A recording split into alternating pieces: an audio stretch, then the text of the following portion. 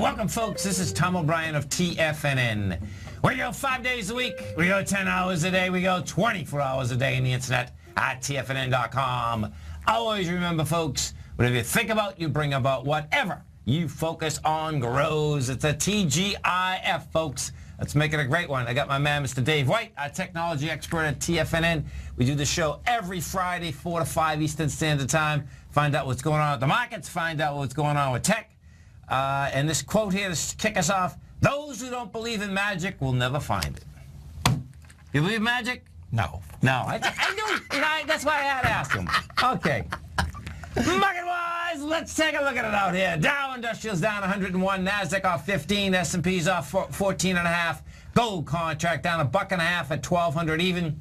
Silver down 7 cents at $16.07. Platinum up 270 at 1,085. We had copper down 3.5 pennies at 2.57 a pound. Light sweet crude off $1 at $59.79 a barrel. Bonds had price spread out here today, not the juice behind it, but had the price spread. Looked like they're going to go a little bit higher. You had the 10-year up 23 ticks, 126.18. 30-year down a full 2 points, and 5 ticks at 151.28. You know, for bonds, man, bonds moving around so much is amazing, right? I mean, it's pretty intense. Well, I don't play them, but I watch them and try to trade off of them. Right. But I don't trade them. But I don't know. It just seems like you've got a 800-pound gorilla in maybe a dog kennel, and it's beating on the walls, and it's going to get out one way or the other. I love it. Beating on the walls and going to get out. I like it. King dollar up 109 ticks at 94.35. That's on light volume. That failed on price, failed on volume, failed on the weekly, all of the above. Euro down 17 at 113.43, and the yen down 27 at 122.69. Our phone number is 877-927-6648. Let's call, folks. Want to know what's going on in your world. In the world of the S&Ps, what do you have? Can you spell failure, folks? This is like so bizarre, it's unbelievable, because the bottom line is that you can be up, you get these surges higher, fast, furious, all the above, and then guess what?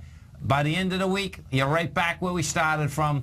Bottom line, cash S&P, we're at 2113, 2119.50 is the number. And, you know, that number, when I'm saying 2119.50, that's not the high. But the reason I'm using that number is that that was the first high. That has had a very hard time. We've attacked that high, folks, 4, 5 different times, and it can't handle that high.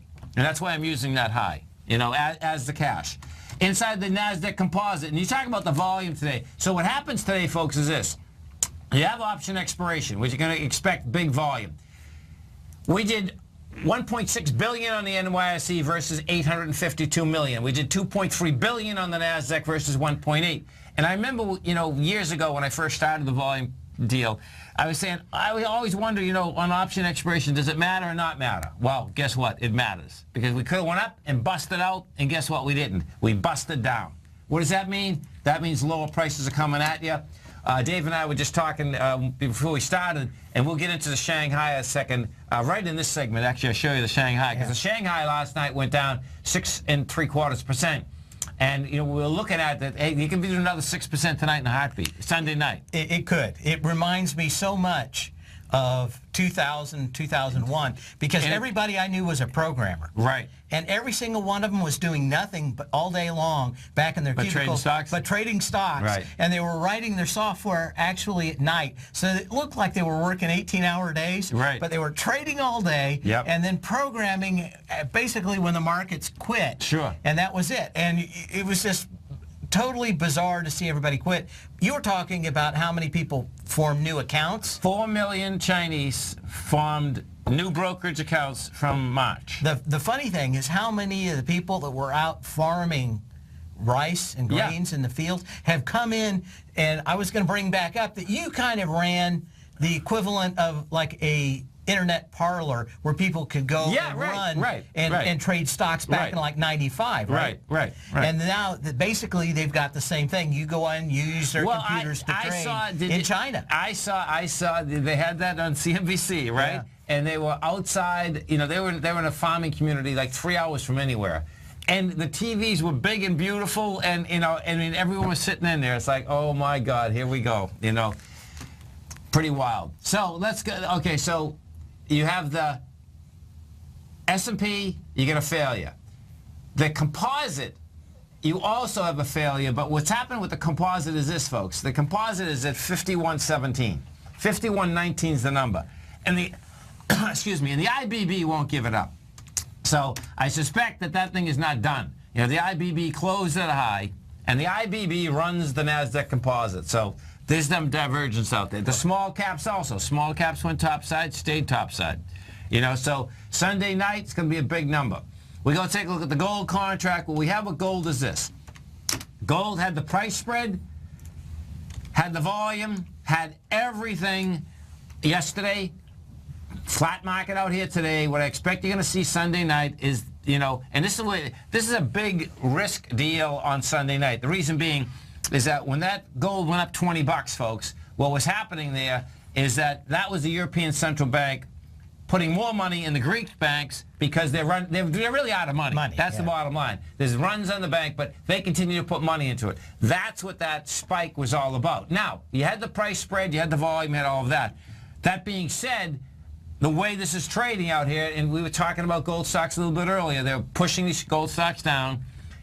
When I tie that together, I said, you know what, Sunday night, they're not going to let the Europe open on Monday morning without saying, okay, we're going to give you another 2 weeks. We're going to give you something. You know, we'll find out. But that's the way it seems to be setting up right now.